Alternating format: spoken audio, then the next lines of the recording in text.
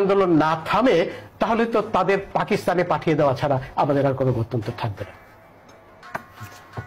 কাদের পাকিস্তান পাঠানো হবে গোলাম মাওলা রনি? যে অবস্থা দাঁড়িয়েছে, পাকিস্তানে আসলে যাওয়া সম্ভব নয়।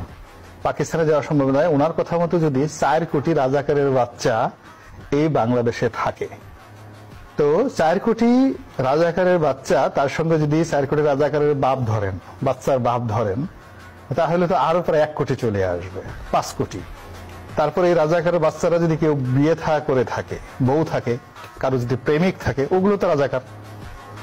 এত কোনো অবস্থা নাই। অর্থাৎ 5 কোটি রাজাকারের বাচ্চা, তাদের বাপ, তাদের মা, এরা রাজাকার। এদের যদি বিয়ে করে থাকে, বউ রাজাকার। এ যদি প্রেম করে থাকে কারোর সাথে, এই যে ইয়াং ছেলেরা, তো এটা তো সঙ্গতি কারণে অনেক রাজাকারের মেয়ের সাথে সে প্রেম করবে। তার বাইরে তো কোনো মুক্তিযুদ্ধের মেয়ের সাথে সে প্রেম করবে না, এটা কমন।